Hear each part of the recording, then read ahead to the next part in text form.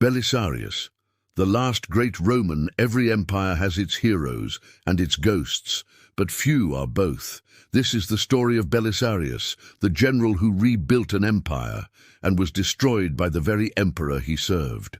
Born around the year 500 AD, in a small village in Thrace, far from Rome's marble glory, Belisarius rose not by blood or wealth, but by discipline, intelligence, and something rarer still, integrity.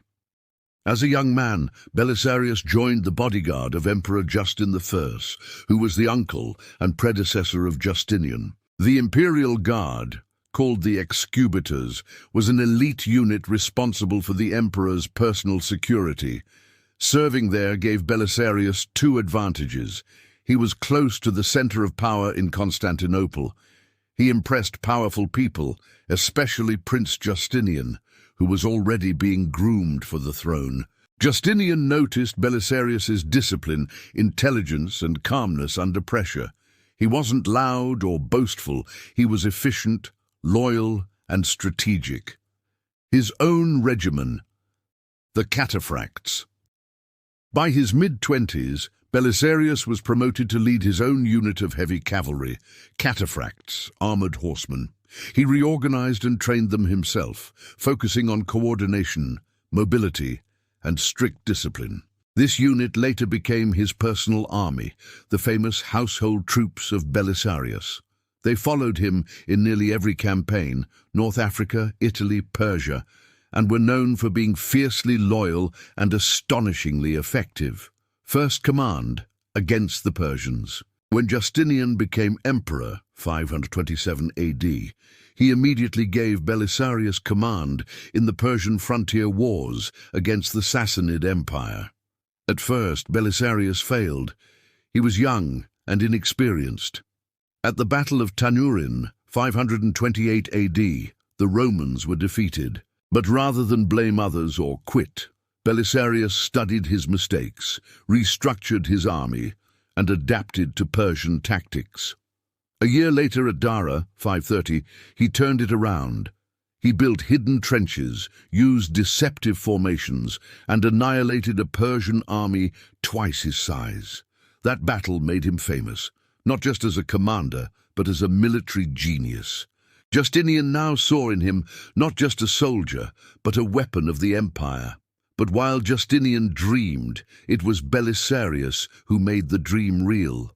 A commander of unmatched brilliance and unmatched restraint. Where others conquered by fire, he conquered by mercy. He paid his soldiers fairly when others plundered. He protected civilians, even in enemy lands. He was the kind of general the ancient Romans once called virtuous, a man who fought not for riches, but for the idea of Rome itself. The Nika Revolt, fire in the capital.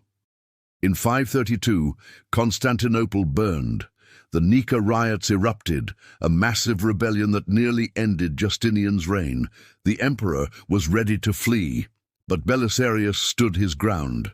With only a few loyal guards, he stormed the hippodrome, thousands of rebels packed inside, shouting for a new emperor. By nightfall, 30,000 were dead. The rebellion was crushed, and the empire saved by one man's resolve. The African campaign, the lion in Carthage. Just a year later, Justinian sent Belisarius on an impossible mission. To reclaim North Africa from the Vandals, who had ruled it for nearly a century, 15,000 men against a kingdom 3 times their size.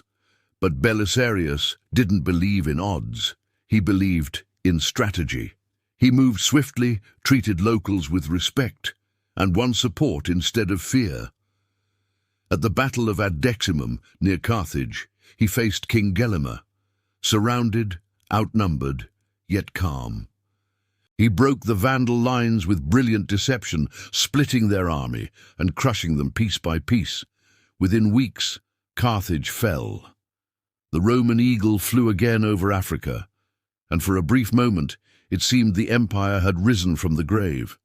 When Belisarius returned to Constantinople, he was celebrated like Caesar himself. But power creates enemies. Jealous courtiers whispered lies to Justinian that his general sought the throne, and so, despite his loyalty, Belisarius was recalled, a hero, punished for his success.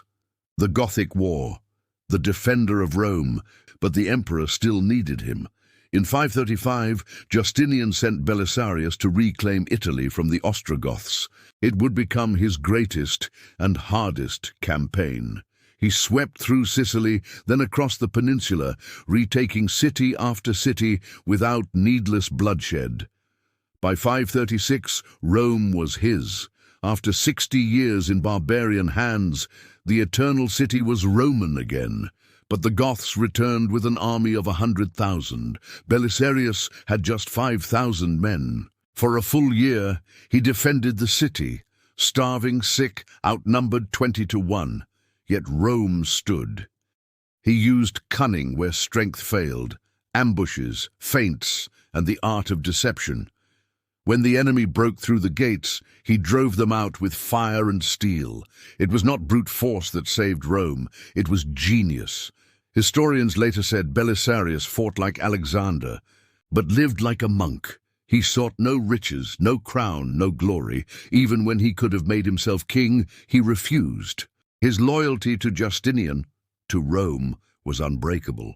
And yet once again, envy triumphed over honor. The emperor recalled him, suspicious of the love he earned from the people. The final years, the blind hero. Years later, when new wars broke out on the eastern frontier, Justinian needed him once more. Old, tired, but still faithful, Belisarius answered the call. He defeated Persia's armies and defended the capital from invaders, again saving the empire. But in the end, his reward was betrayal. Accused of treason, stripped of his titles, and imprisoned by the emperor he had served for a lifetime.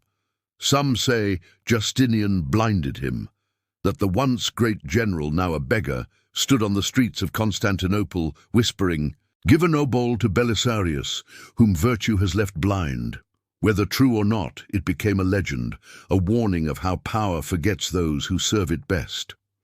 Legacy: the last great Roman. Belisarius died quietly, without riches, without armies, without honor from the court, but history remembers him differently. He was not the richest, nor the most ruthless. He was good, in a world that rewarded cruelty. He was loyal to an emperor who betrayed him, and he was merciful when victory could have made him cruel. That is why Belisarius was special. He proved that greatness isn't measured by conquest or crowns, but by conscience. In an age of ambition and deceit, he remained pure, the last Roman in spirit as well as in name. Empires fall, kings fade. But the memory of Belisarius, the loyal soldier, the just commander, the man who fought for a dying dream, still walks among the ruins, because some names are too honorable to be forgotten. Special thanks to the one who stayed at the end. If you liked the video, please share and subscribe. It will greatly help us on our journey as we have just started.